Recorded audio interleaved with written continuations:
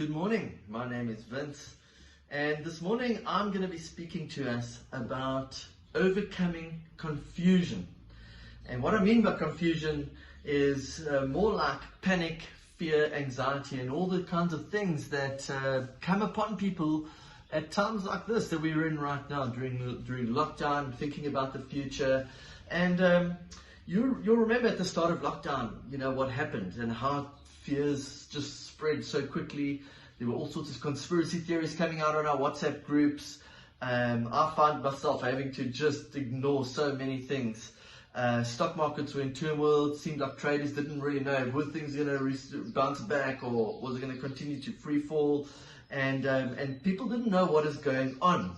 And just one of the things about panic is that panic does terrible things to people's minds.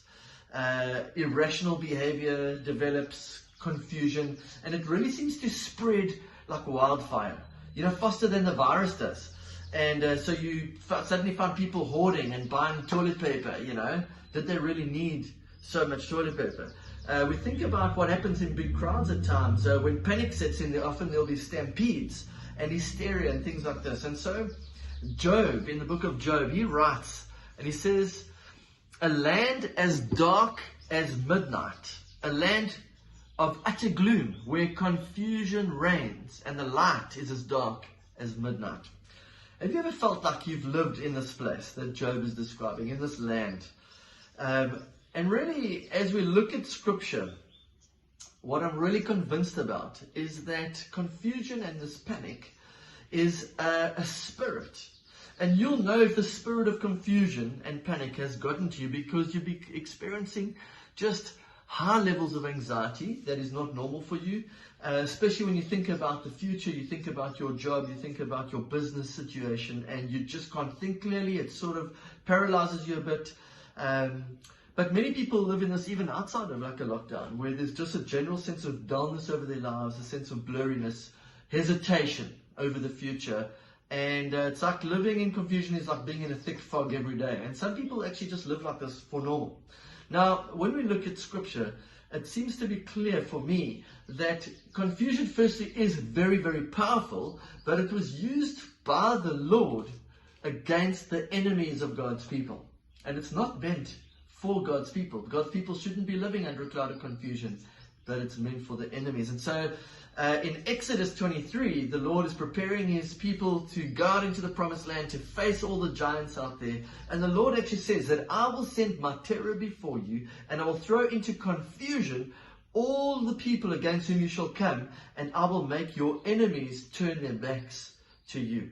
And then in Deuteronomy chapter 7, the Lord says something similar. He says, "But the Lord your God will give them over to you and throw them into great confusion until they are destroyed." And so God's enemies would come under a spirit of confusion, and what would often happen is they would end up attacking each other instead of attacking the Israelites.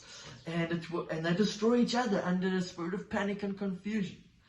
If you read Deuteronomy chapter 28, where it talks about blessings for obedience and curses for disobedience, under the curses for disobedience, it talks about blindness and confusion coming upon people as a curse. So it's actually a curse. And so if mighty armies could be destroyed by a spirit of confusion, then I certainly think the people of God can also be destroyed if we come under it, but we're not meant to. And so one of the biggest open doors to a spirit of confusion is to not acknowledge God in all of our ways. And so Romans chapter 1 verse 21 says, talking about people in the world, it says they knew God, they knew he was there, they weren't atheists, they knew God, but they wouldn't worship him as God, or even give him thanks. And they began to think up foolish ideas of what God was like. So they invented their own sort of version of God, and the result is that their minds became dark and confused. I've seen many people living under this. And it's actually it's a curse on people who shut the Lord out. Now, we could definitely say that over the world, but could we say it even over Christians? And I think wherever there's compromise in our lives, we shut God out of an area of our lives, there's an open door there for a spirit of confusion to come in and to influence our lives. And so Proverbs 3 talks about we need to acknowledge God in all of our ways, and He will make our paths straight. In other words, confusing paths will now be straightened when we acknowledge the Lord and when we stand in His light. That's not the way for a Christian to live, to be confused. And so we are meant to actually live with an unveiled face and behold the Lord's glory.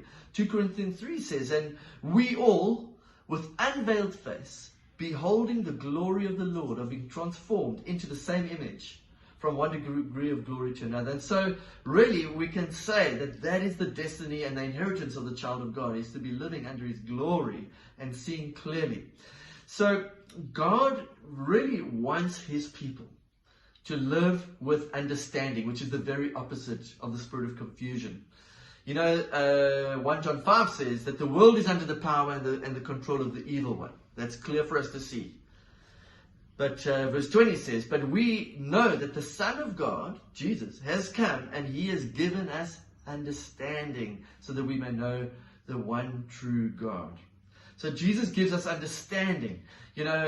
Isaiah, when he prophesied about Jesus in Isaiah 11, actually said that the Spirit of the Lord will rest on Him, the Spirit of wisdom and understanding. Understanding brings light into the darkness. So I'll just end off with this, and that is that in Colossians chapter 1, Paul ends off, prays a prayer, and he says, pray that you'll be filled with the knowledge of His will through all spiritual wisdom and understanding. And this will help you to live a life worthy of the Lord. You'll end up growing, you'll please Him, you'll be strengthened. And so over the next 2 mornings, I want to look at the topic of wisdom. So tune in again tomorrow morning. We're going to be looking at the topic of wisdom, because that is the inheritance of the child of God. Bless you, my friends.